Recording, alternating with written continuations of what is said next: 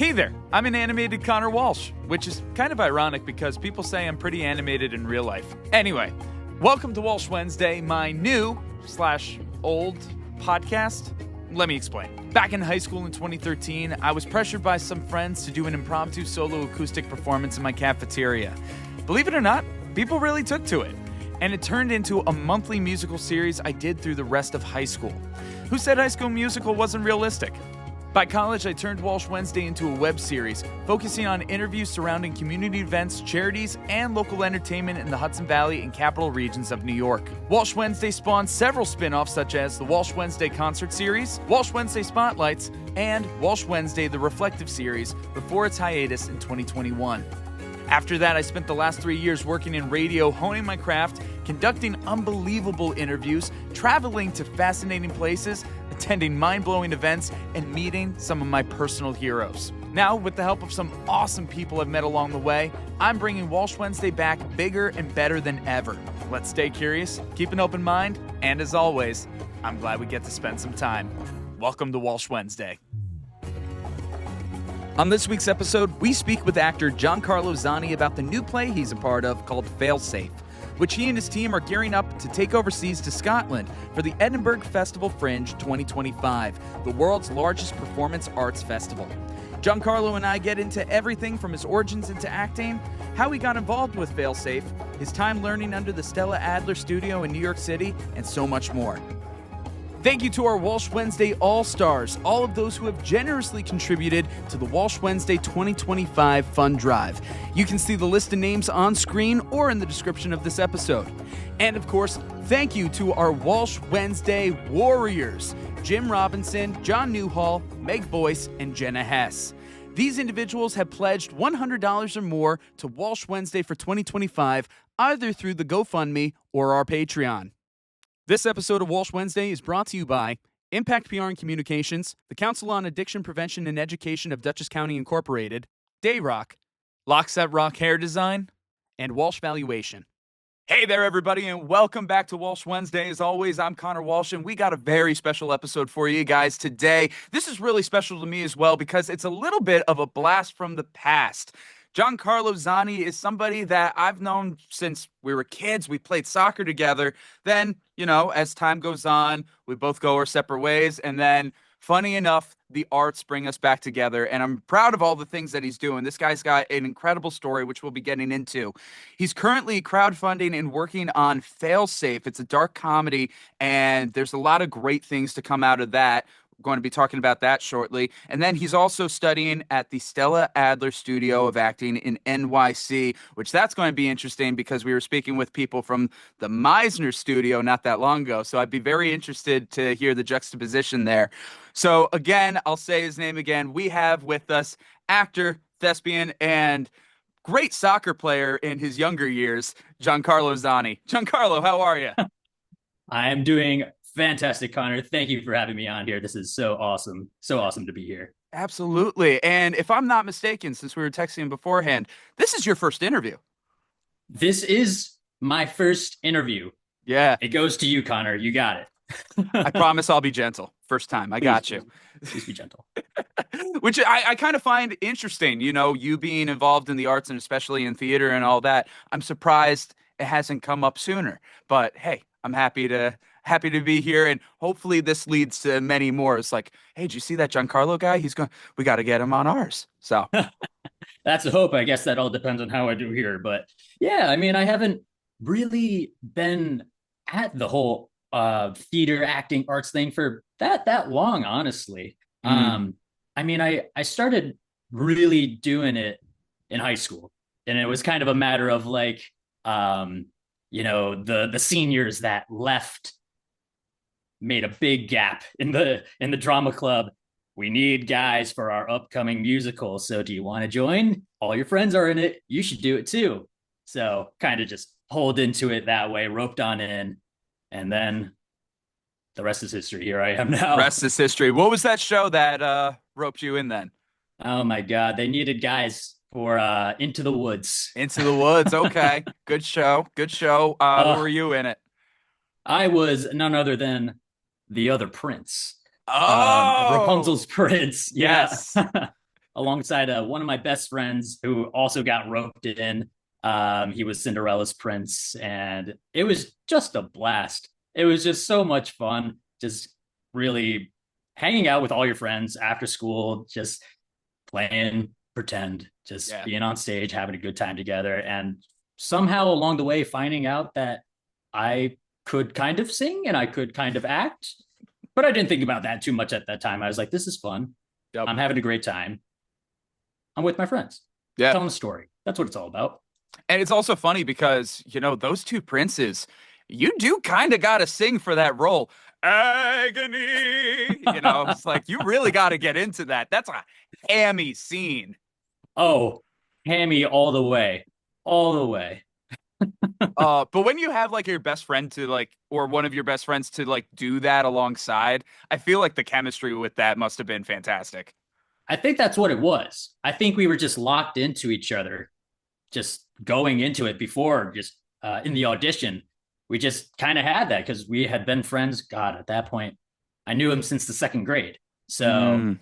we are just brothers essentially, like they are. So it was already there. Amazing, amazing. That's very similar to something that, a shared mutual friend of ours, Harrison Mark, when we did Mary Poppins. I was Mr. Banks, he was Bert. We shared only Uh, one scene together, but that one scene is like that really pivotal, kind of like the Grinch. Grinch's heart grows three sizes, so does Mr. Banks kind of vibe. Like he revives that child within him. Oh my God, just like the chemistry in that scene and just the pin drop energy in the room. Fantastic. But let's talk about that for a second. All the various connections we have. Harrison is one of them. As I mentioned before, we played soccer together. My dad was the coach of the team. I don't even know how many years that we played together, but good amount yeah, like it was through definitely a elementary few. school. Yeah, Yeah.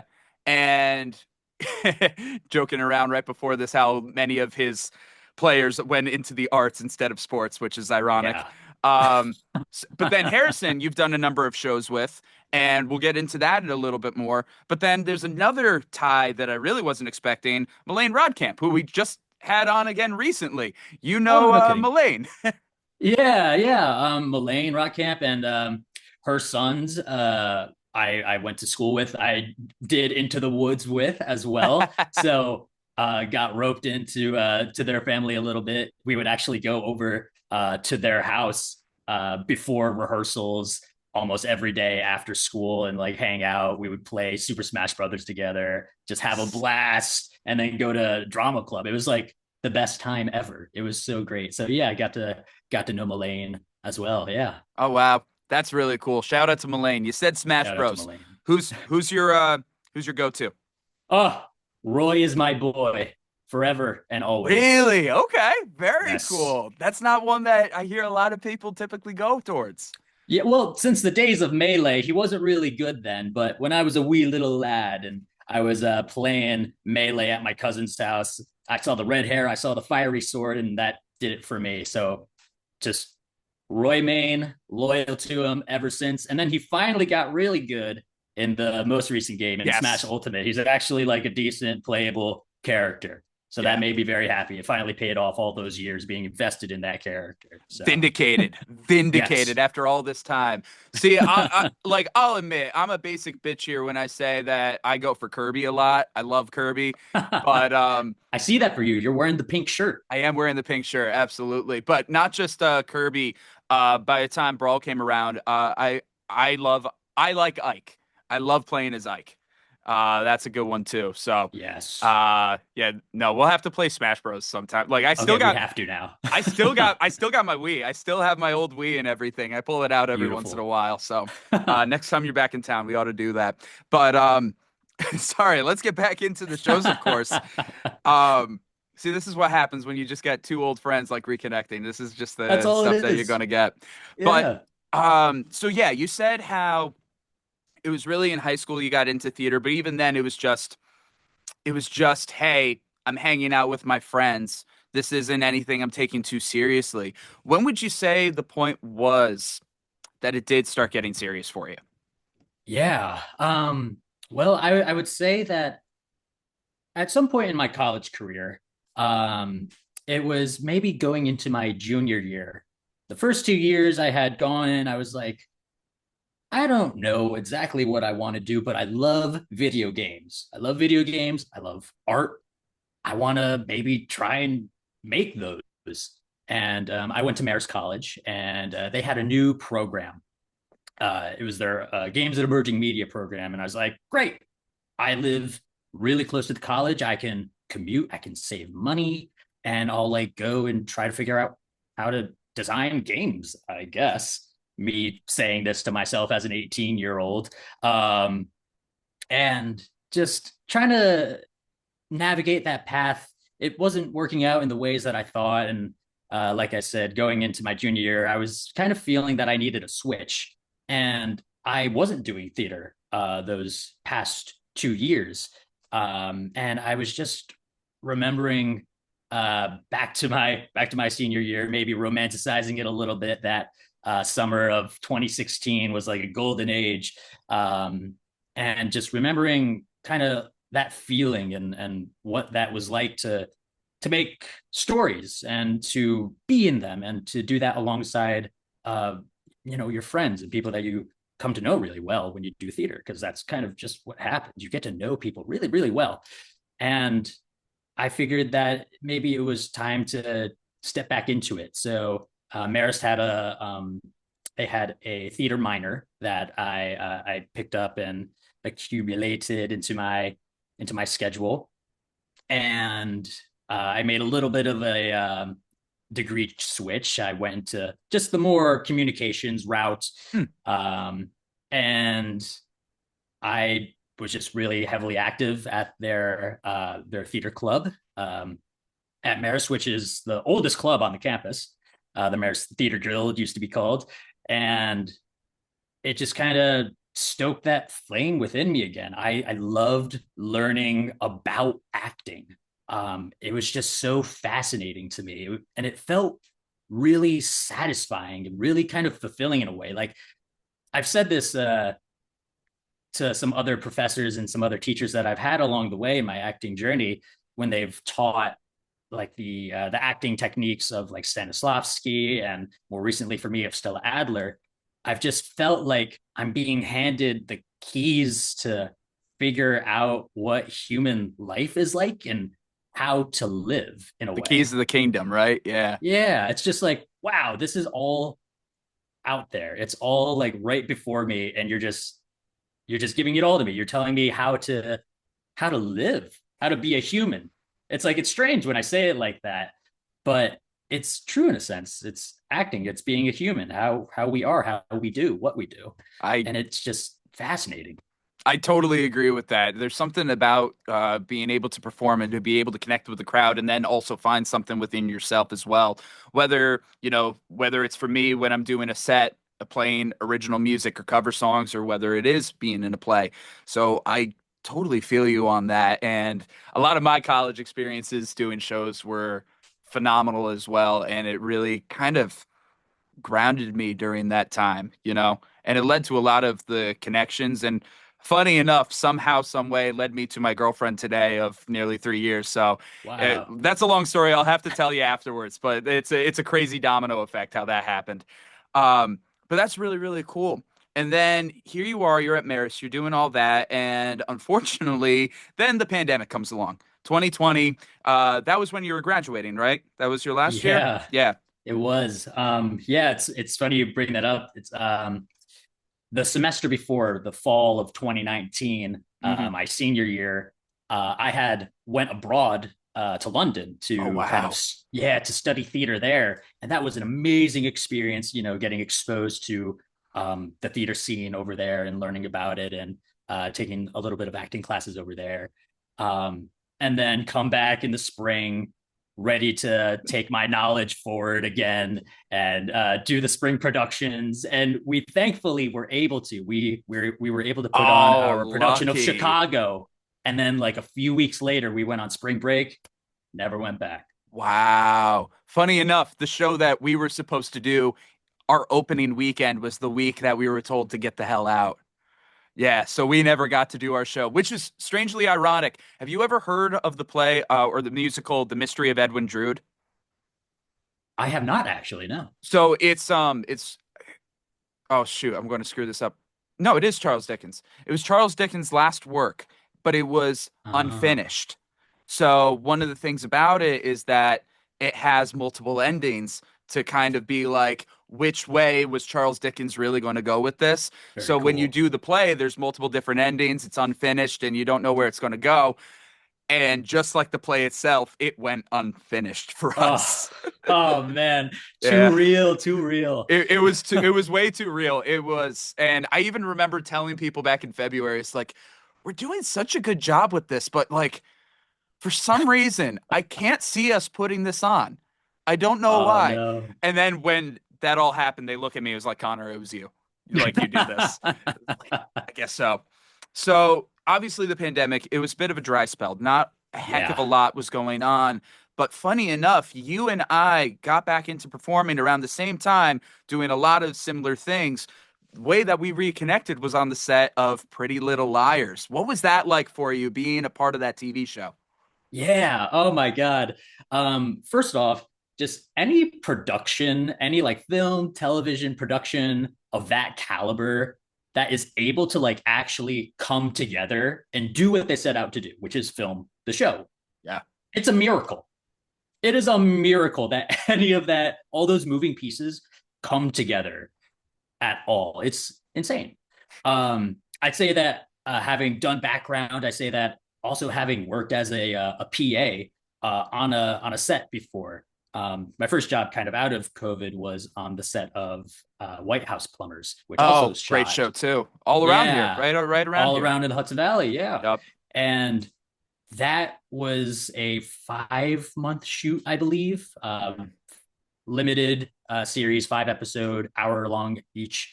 Um, and just seeing how everything has to happen by a certain deadline over the course of a day. There's only so many hours in a day to get stuff done. It's just incredible how anything is able to happen. And I got to see a lot of stuff from the PA end of things. And by the end of that 5 months, I was like, this is really cool. I've learned a lot, but I just still have this itch to be on the other side, to Mm. be in front of the camera.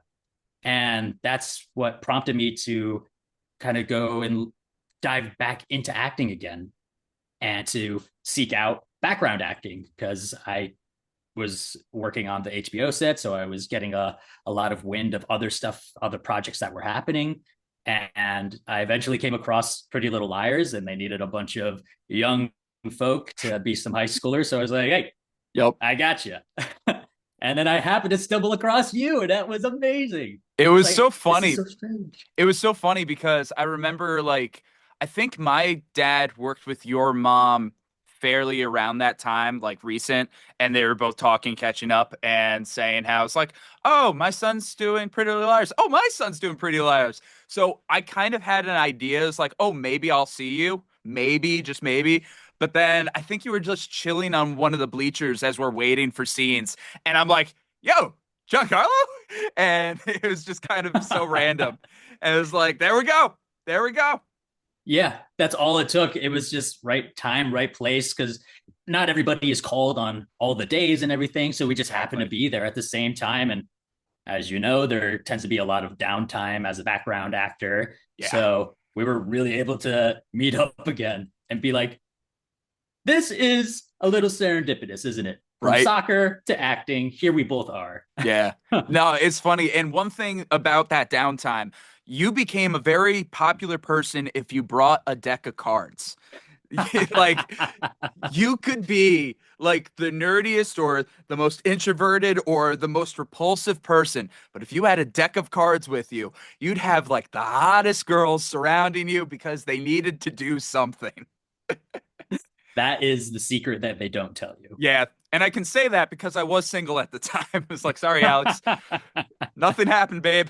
We're It's good. okay. It's Yep, okay. it was I was well there. I before can you. account for it. But it was such a fun time. And as you said, it's a long shoot. Not everybody's called for every single day. And it was crazy because I think by that time I was like 2 months in to Mm, the project by the time like we actually ran into each other. Like, yeah. where was that for you during that time period? Do you remember? Oh gosh. I am trying to remember. Some of that time period does like meld into itself. I just remember going to their sound stage, Yep. which was in um Oh, oh, it's what on the tip of my tongue. is that It's technically Saugerties? Where was that? Saugerties, thank you. It Yes. was it Saugerties? It was at least close by Yes. if it wasn't. Yeah. Yeah, Okay. it was in Saugerties, the studio that they were using. And I went there for a bunch of shoots. And then where we were at some closed down high school Yes. Yep. in like out in farmland in upstate New York. Took Yep. took me and you because we we live pretty close together. Yeah. Takes you like an hour to get there at least driving. So, and some of those calls were super early in the Super morning. early. Yeah. You wake up, it's still dark out, and you got to drive for an hour in the cold because this was also during the winter. Yep. How many outdoor scenes we had to do though? I remember I remember doing a scene out in the woods and we had to pretend like it was still like homecoming time of the fall. So like we're not wearing much and I'm just like, for God's sakes, give me a jacket, please. Yep, I remember some of that. There was one scene where, thankfully, they had this huge bonfire going on, so that was actually nice and helpful because it was Yep. at night. It was a night shoot, and there was just like kids at some party with a big bonfire that they had to keep going. So it was like a gas powered bonfire, so it was really hot. And that was like the only time I was warm outside. Every other time I was like freezing my ass off. I Yep. was in football gear for one scene, which was horrible, but Really? I was in one of the football scenes too, and I had a blast, honestly. I will say this though about the football scene that we did. Um, we actually, I don't know if you had the same kind of treatment, but we actually had a real football coach come in and teach us drills and everything. And we spent the whole morning learning all these drills that we were going to have to do on camera. And then by the time we did start filming, we barely finished one drill. So we did yeah, all that stuff for nothing. yeah, it's crazy to say that. Like again, we must have just been called for different days because I Yeah. did a very similar thing. We had the coach. We like it seemed a bit more casual. I don't think we went as intense as it sounds like you did. We You just had probably some. you probably did after because they realized that they ain't doing as much stuff as they thought. That must be it. Yeah, I the coach was there. I think we just had a couple of other guys that had actually played football before, and they were kind of able to lead a couple of drills. Mhm. And I was like, wait, so I'm out here. It's freezing cold. I'm in football gear, which I've never played football besides then, really. So I've never like been in. It wasn't even full football gear, but it was enough Yeah, to tell me like, wow, okay, footballers, I give you a little respect. yeah. I Playing had lacrosse football, gear. I wasn't crazy. even it wasn't even football gear. Oh, It okay. was lacrosse pads, which was very homey for me because I played lacrosse back in high school. So it was like, oh, this feels natural. And then we just put the jersey on and the helmet. It's like, okay, slightly different, but it felt Yeah, right. opposite for me. The Yeah. most unnatural thing. I don't know how people play so well in all that gear. It Yeah. limits like everything that you can do, movement wise, vision wise. It's crazy. Yeah. Gives you a lot of respect, right? It does. It does. My respect did deepen on Yeah. that day. Absolutely. No, there were some crazy times on that set. Doing the football scenes. There was a deer carcass that was in the middle of the field that they had to send a PA to scoop up. So I'm That glad you poor weren't a PA. PA for that then. My love to all PAs out there. Truly. Yes. I Yes. understand your pain. Yep. No, I felt bad for them. So what were we called? Like Timberwolves or werewolves or something? I don't know. However, we after that day, anytime the football crew got together, at least the ones that were there that day, we called ourselves the deer carcasses. So it'd be like Oh my God. 1, 2, 3, deer carcass. Yep. So I love it. I love it. And that's the kind of bonding that happens on these sets. Theater, film, and television. You just have to go through like some of the craziest stuff and it bonds you. It can't not in a way. It's right. traumatic or not. Trauma bonding. It's the Trauma best. bonding. But we also actually did kind of trauma bond a little bit because it was majority of the people's first shows or first anything of entertainment after the pandemic, which also leads me to another thing that you did after the pandemic. We talked about this. Funny enough, Harrison Mark talked about this recently too, the show 12th Night at the Center for Performing Arts at Rhinebeck. That was like the moment that he realized, I have to do this forever. And we were talking before we got on the mic as we were setting this up. You said that that was a very pivotal show for you as well. Do you want to go into that? Yeah, I'd love to. I love talking about that show. I love thinking about that show. It brings me back to such a nice time. Because that was my first theater show out of the pandemic. I had been doing the background stuff, but first time back on a stage was with 12th Night at the Center. And I knew about the Center. I hadn't seen too much there beforehand, but I just saw it as an opportunity. And I, again, was starting to really get my actor gears in motion. And I was like, okay, if I'm going to do the acting thing, well, I need to act. I need to be on a stage. I need to be doing it in a way that, gives me a little more meat to chew on, as opposed to like background where, you're told where to be and you don't essentially have lines that you got to memorize or do all that character work and stuff. So I was like, I need that. I need to chew on that stuff. And Shakespeare seems like the place to dive into that. That's such a jump, though. It is such a jump. Now that I say it out loud, again, really going into the deep end with the acting stuff. And I won't lie, it scared me. Shakespeare is very intimidating to new actors, but regardless, I just knew it was something that I had to do. And by that point in time, I had already auditioned for Stella Adler for their conservatory program. And I prepared a monologue from Measure for Measure. And one of my best friends, the playwright of Failsafe, actually, Phil Carroll, he helped me a lot with picking apart the monologue and actioning it and doing all the actory stuff to it that made it come to life. And just doing that sort of stuff was just so fascinating. And it was so much fun.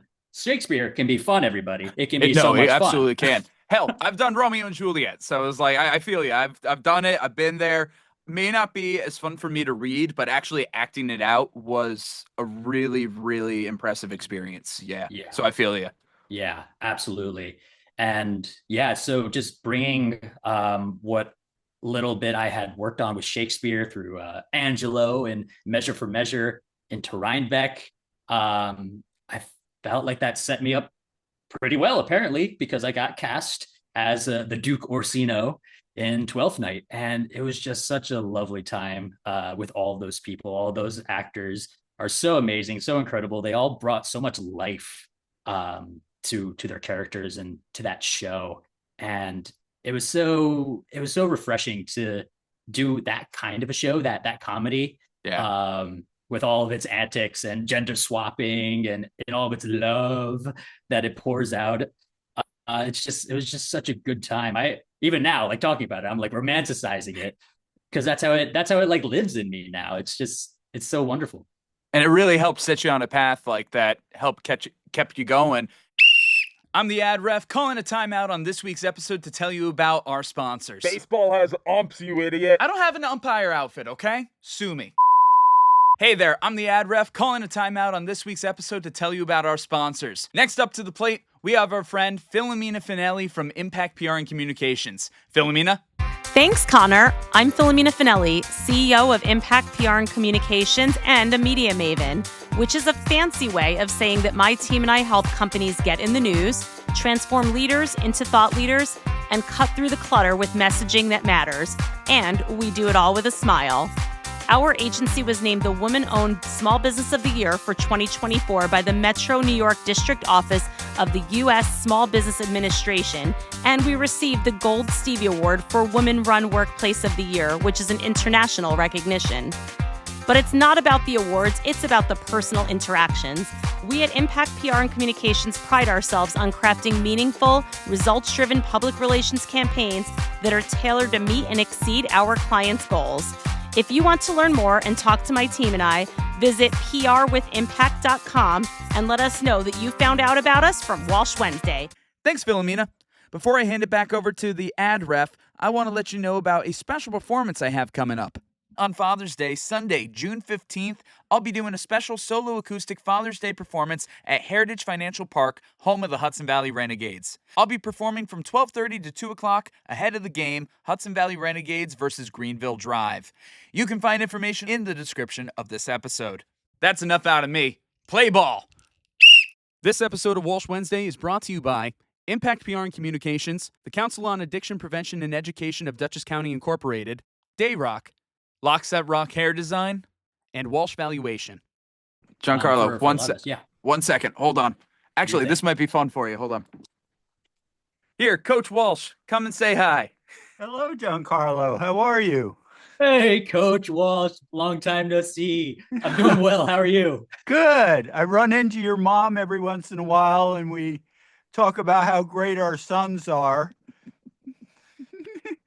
Oh, I love that. I love that. I'm absolutely like, after we're done here, I think I'm going to give her a call. Good. Give her a call. Say hi, Mom. I love you.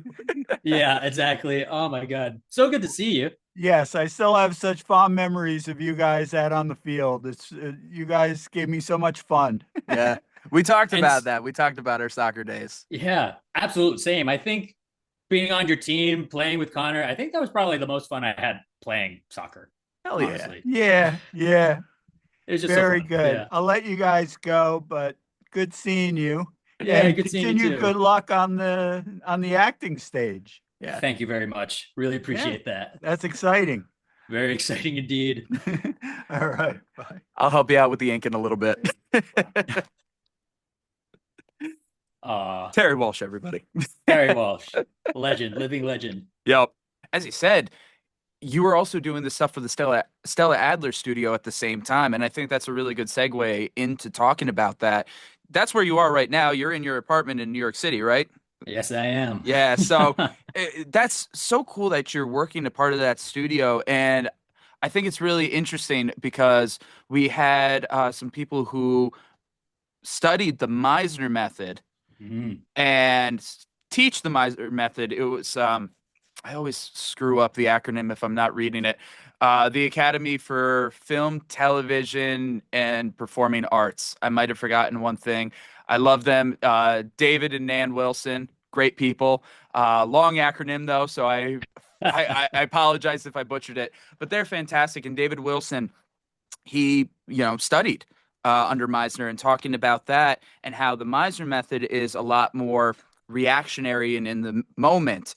And it's very much you're in the moment, and that's what you got. You got to give the authentic. Is like, what kind of responses would you give in that moment?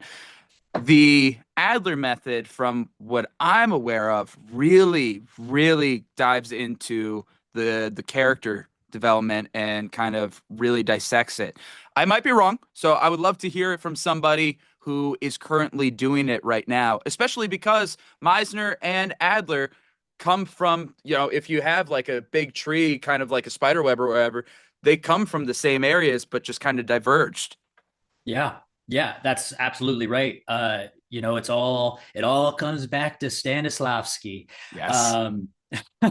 Yeah, and Adler and Meisner and Strasberg as one of the other roots of that tree. They all came from the group theater and eventually kind of devised their own methods for how to go about learning acting and teaching acting in the 20th century.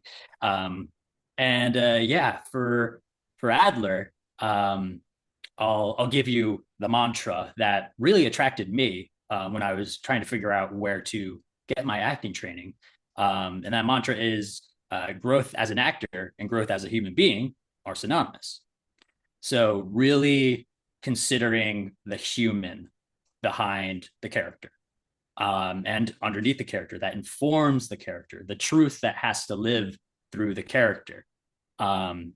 And another one of the big differences I suppose that Stella has from like Meisner and Strasberg is really using the imagination as a tool to step into character and um, figure out what that life is of the human under it.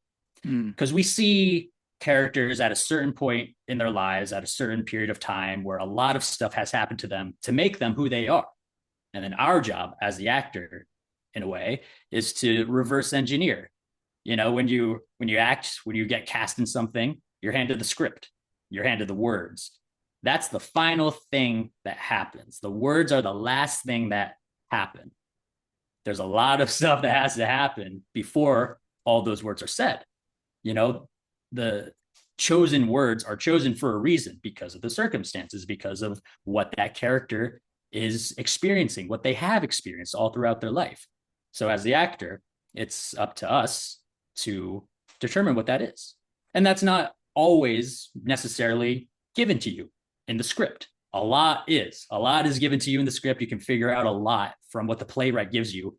And it's amazing what they do give you by reading over and over and over again your script and your lines. But what exists outside of the script, off of the page, falls to us. And it's our responsibility to tap into that truth of that life so that it can become realized, so that it can be full. And I suppose that's essentially a lot of what I've learned at Stella these past couple of years is to find the truth of these humans, of these characters, and tell it in the moment. This sounds like definitely the right route for you, especially what you were saying before of how your experience in early theater really taught you to be a human yourself, and it's like really experience things on a deeper level that you didn't realize that you could. So now the fact that this is the route that you've taken, it obviously I'm hearing about this backwards. You know, we're looking at this retroactively, but it seems like this was the path, this was the direction, and this seems like the best way for you to unearth those characters. And I think that's great. And now, after all this, we've been hinting about Failsafe. I think it's finally time to really get into it because I think it's good to have that understanding of where you're coming from in your experiences and as an actor to talk about this because this is a pretty heavy duty show here. You guys are crowdfunding for Failsafe. It's a dark comedy, and you guys are trying to raise money for the Edinburgh Fringe 2025 Festival. So let's get into all of it. What is Failsafe? What is Edinburgh? How'd you get involved with this? Let's talk about the story now. Yeah, let's dive into it. Oh boy. So I brought up his name briefly before. Phil Carroll, the playwright of Failsafe, and one of my best friends that I met in high school. And we also did Into the Woods together. It all goes back to Into the Woods for you. I love it. All comes back. Stephen Sondheim. Yeah, so we've been really good friends for a while. He's been in New York City for quite some time now, and he's naturally a creative of his own, and has stepped more into the playwright shoes and devised this little play over the course of a couple of years. And to my understanding, I was brought onto the project at the point that they were ready to at least make it a reading, to start showing it to other people. And at that point in time, I think they had been working on it for, I think, a little bit over a year. And when I say they, I say Phil Carroll, playwright, my co-star actress, the incomparable Gracie Toon, who plays Ivy in the show, and then our lovely director, Lily Goldman. They were all thinking about this project and decided to have a casting call for the other role of Jones. And Phil reached out to me. He was like, "Hey, you should submit for this. I would really like to see you." Yeah. And I was like, buddy, I'll do anything for you, of course. And long story short, they ended up casting me. Gracie and I's dynamic seemed to work really well for them. So they brought me onto the project. It was really interesting. It was definitely probably the most different project I've worked on up to that point in time, because it was still in a way being developed. So I was given a lot of agency over the development of my character, which as an actor isn't necessarily the case a lot of the time. You kind of have to fit into the frame that is set for you when you get cast in a role. But with this, it seemed as though I was given a lot of, like I said, agency to craft that frame. And it was super interesting. I hadn't really done anything like that before. And it was just a lovely experience to be able to collaborate on a story, on a character in that way with them. So we were able to do that. We worked on it for a while, and then we got it up to a reading, which we had at Maggie Flanagan's Studios in New York City. Sweet. And a bunch of people came out and supported us. And it was then that somebody from The Tank, also in New York City, decided to pick it up for a limited run in December, which was like amazing. It was like, oh my God, our dreams are being realized in real time. And that's pretty impressive. It was amazing. It was like, wow, the chips are falling and I like where they're falling. So we had our run at The Tank in December. And from that point in time, the reading was in April of last year. And then from that point to December, the show had changed a lot. There were a lot of rewrites. It was still in its like kind of developmental phase. Things were being honed, characters were being honed in on, and it ended up being a pretty different show when it got realized at The Tank. Yeah, just I would say harder, deeper, faster into the things that it sets out to be. Yeah. And I'm talking a lot about it and around the show. The show itself is it's a dark comedy. It's about two characters, Ivy and Jones, who are kind of friends, but they form this suicide pact together. They agree to form a suicide pact together because Ivy doesn't want to die alone and Jones doesn't want to die a virgin. So they're able to form this kind of friends with benefits suicide pact to realize their goals together. And the play explores the both of them trying to fulfill that pact. But the universe has other plans for them, and they don't exactly they're not exactly successful in doing that. By the time the play opens and people see the characters, I believe they're on their fourth failed attempt. Oh, wow. Yeah. So this isn't like from the very beginning. Is like you're kind of learning. They're in the midst of everything. Wow, They that's are deep something. in it. Wow. Yeah. Okay. Wow, that's impressive. And I think for a dark comedy, of course, and this is a very serious and sensitive topic.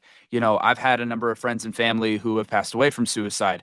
I have my own struggles with mental health, and I've been very candid about that on this show and previous shows that I've hosted. So being able to attack something like this, and especially add some kind of level to comedy to it. What was it that John Burton said? One of our previous guests, John Burton, who spoke very candidly about his mental health along with his shows and his music, saying, like, if you can't poke fun at it, if you can't speak about it, you're giving it too much power and too much agency.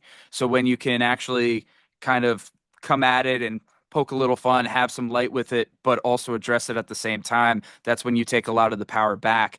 I'm just curious where you and the people you're working with are coming from in your experiences to be able to handle such a serious topic. Yeah. It definitely requires a certain amount of care and grace around those very sensitive, very often touchy topics. Yeah. And in a way, I think that's part of it. We're looking to expose these things that might be deemed as touchy. Yeah. Because in a way, they need to be talked about. They need to be exposed to people that are maybe not as aware of what some people are going through. And in terms of the play and these two characters' drive to end their lives, it can be very, what's the word? Provoking, I suppose. I my poor mother. Oh no. My mother just wants the best for me, Connor. And as any mother would. And of course, she's been so supportive and lovely in my artistic endeavors. And she came to see this show, and it was just difficult for my mother to see and process me doing all of those things that the play sets out to do, and actively show depictions of suicide and suicidal attempts. Yeah. But in a way, this feeling that we get from seeing that and seeing other people do it in this theatrical sense, we hope that it's, first off, it disgusts you in a way, that these people are actively trying to do this with all their might. And on the other side of that, we hope that it's a bit cathartic. Yeah. To see these people in all of their messy humanness and be like, wow, thank God that isn't me. Thank God. Because that's a lot. That's crazy. And rightfully so. But we just didn't want to shy away from this facet of humanity. People go through really intense times in their lives. They deal with mental health in ways that are not very successful a lot of the time. And it's important to realize, I think, that is just as much a part of being a human and living life as all the happier parts of living are as well. It's all one side of the same coin. We can't exactly have the joy and happy in our lives without realizing that there is the opposite. We have hope and we have despair, and we all live through it. Yeah. And trying to just ignore it or to just cast it aside because we have this idea that it is inherently negative, that we should seek to be rid of it at all costs, I think is doing ourselves a disservice. Yeah. As humans. And I think it's important that we elucidate this part of humanity. Yeah, no, I agree with that. And I think that was very beautifully well said. I want to add like a third thing to what you said. You said the level of the disgust, whereas like there should be a level of that based on the topic, a level of thank God this isn't me, or thank God this isn't like the environment I'm around. But I think the third level to it, that it would be speaking to a lot of people, are the people who are looking at this and it's like, holy crap, this is me. And the people, whether not saying they have a suicide pact, but the people who see the things on stage is like, these are the things I think about all the time. I might not be acting out on this, but I'm thinking this. This is like the vile stuff that's going through my head. I know in the times that I've seen theater or movies or even just simply heard a song that connects on that level, it's almost like a wake-up call. It's almost like, oh my God, I'm not as alone as I thought I was. And even in a show that is depicting all this, and in a show that is as deep with all this, I feel, and even just you talking through it, I feel a number of people could be like, holy crap, there's hope for me. And I think that's something that you're going to get out of this as well. And I think this is really important to get out there. And speaking about getting it out there, you guys are you already been in Europe. You're trying to get back to Europe for the Edinburgh Fringe Festival. Tell us about the festival and tell us what you're hoping to accomplish with this. Yeah. So after our little run at the tank in December, we got back together as a group, and we were like, okay, we did it. We put up the show. What is next? How about the Edinburgh Fringe Festival? The biggest theater festival in the world. Again, another big jump. There's a lot of jumps in this episode. If there's one thing that I think has been true for me these past couple of years, Connor, is that I keep finding myself to be running towards things that scare the crap out of me. Good. I am afraid, and I know I'm afraid, but I think that also tells me that I'm doing the right thing. Yes. So yeah, we're like, okay, let's get a little bit of a break after our little run and start thinking about this a little bit more seriously if this is what we want to do. And just that's what ended up happening. We just kept coming back to it and just came to the point where we thought that was what we needed to do. That's just what we needed to do. We were compelled, we were convinced, whatever. We thought that we needed to bring it to the festival. We wanted more people to see it, and this time on an international stage. So great to have that thought, great to conceptually be like, yeah, let's have more people see this, and at the festival it's going to be great. Okay, cool. How do we do that? Well, turns out you need a lot of money. The Fringe is very much a self-funded thing, or tends to be for a lot of performing artists that perform at the Fringe. And, our case is no different. So just being able to live in Edinburgh for the month of August would be a substantial cost. We would have to rent a venue, which is a cost as well. And in our case, since none of us had previous experience with the Edinburgh Fringe Festival, we figured it would be a really good idea and good move for us to hire a producing company that is well acquainted with how the process goes and that can kind of help guide us through it. So we were able to find a company that we're working with called Rhymes with Purple. They're based in Scotland, so they're already there. Perfect. They're a lovely bunch, and they've been helping us with a lot of the logistical ends of things. And they seem to help a lot of international productions come on over and make that dream a reality for them. So they've been wonderful in this journey so far. They've really helped a lot. And all said and done, we are making strides towards being able to be at the festival. At this point in time, I think we are nearly funded. We are upwards of like 98-99% of the way there, and that is mind-blowing to me. Yes. To put a figure out there, we needed to raise around $20,000 to $22,000. It's a lot of money to ask for, especially for some new some budding career artists. Like, hey everybody, we did this thing. Please believe in us. please believe in us. It's tough to ask for. Like, please. And it's just been insane, the outpour of support that we've had for our show. It really blows my mind, and I'm so grateful to every and anybody that has donated anything to our little show.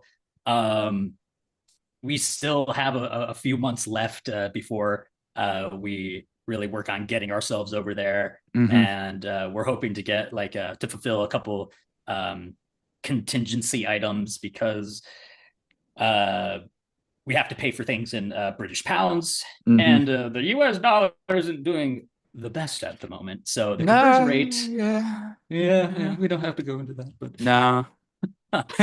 but yeah, just a couple more items for us to help reach that ultimate goal. And once we do, because we're almost there, anything beyond that makes our show stronger. Yeah. We're able to satisfy the requirements of being at the festival, housing, venue, producing company. And then anything beyond that goes to promoting our show, being able to advertise for it more around the festival. Being able to have more flyers around, being able to maybe have merchandise, which would be so amazing. Oh my God. I want to have merchandise like you, Connor. I want to have a shirt with my face on it and a mug. Yeah. Go to the Walsh Wednesday merch store now. No, thank you. But no, that I think that would be fantastic. And of course, where can people go to put you over the top? Because come on, Walsh Wednesday listening audience, let's put them over the top here. Where can they go to support? Yeah. So you can visit us on our Fractured Atlas donation page. Fractured Atlas is a nonprofit 501(c) company that allows your donation to be tax deductible. And it's a platform designed specifically for artists. So we really love the collaboration going on there. I'm sure we'll link everything down below as Links, well, wherever links and below it information is. in the description of this episode. There we go. Yep. We got it all together. Nope, you sent me you sent me everything already. So yes, I have it all together. Love to hear it. Yes. No, we got it. No, so that's terrific to be able to see all of this coming together. You know, we're getting towards the end of this episode now. We've got into a lot of different things, but one thing that seems to be streamlined through this episode is that whole thing about being human and to be authentic and that level of connection. So here you are and the things that you've been able to do. And when you look at it, it is a relatively short period of time. We're looking at let's say since the pandemic, 5 years. 5 years may feel like forever, especially pandemic 5 years. Holy cow.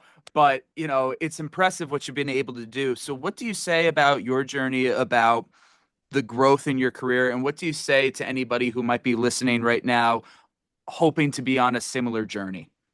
Wow. Yeah. You put it very well. 5 years is both a long and a short amount of time.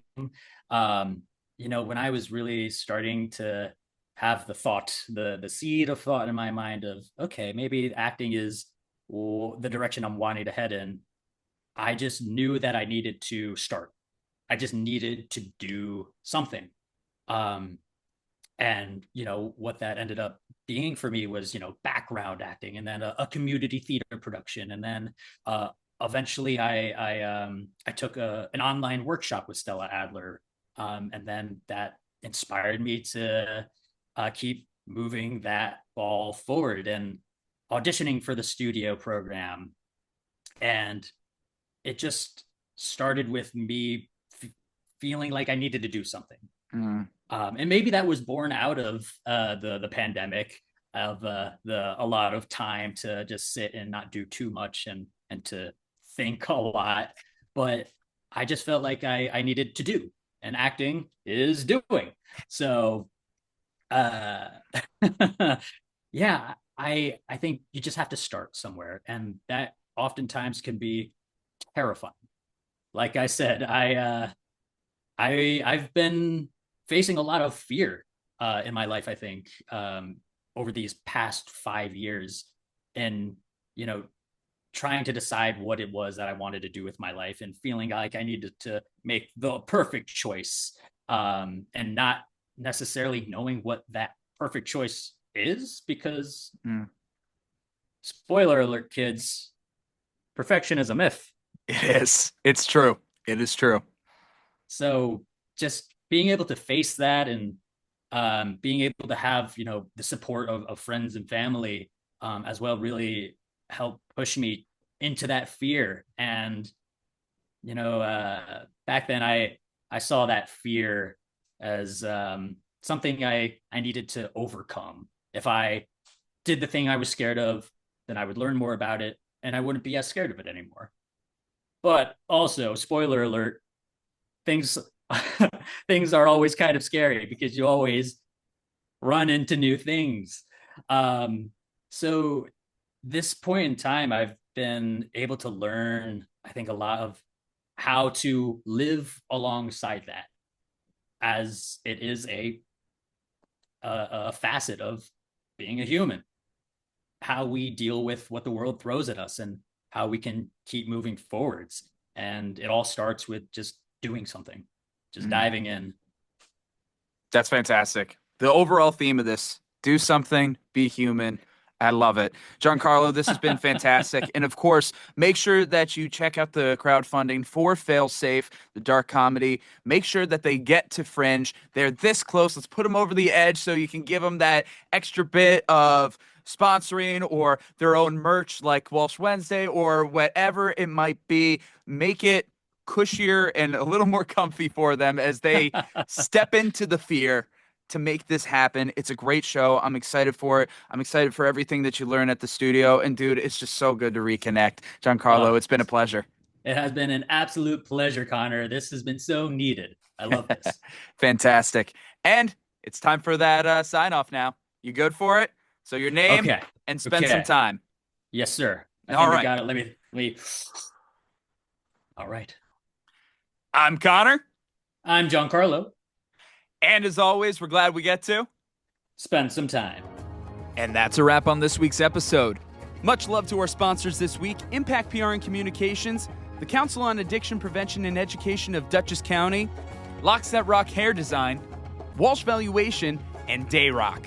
Thank you to our Walsh Wednesday All-Stars, all of those who have generously contributed to the Walsh Wednesday 2025 Fund Drive. You can see the list of names on screen or in the description of this episode. And of course, thank you to our Walsh Wednesday Warriors, Jim Robinson, John Newhall, Meg Boyce, and Jenna Hess. These individuals have pledged $100 or more to Walsh Wednesday for 2025, either through the GoFundMe or our Patreon. You can support this channel by becoming a Patreon member with memberships as low as $5 a month. With that, you can get behind-the-scenes content, your name featured in the credits of each episode, and access to the Spend Some Time chat. You can find that and more by scanning the QR code on your screen or by going to the links in the description. As always, I'm Connor Walsh, and I'm glad we get to spend some time.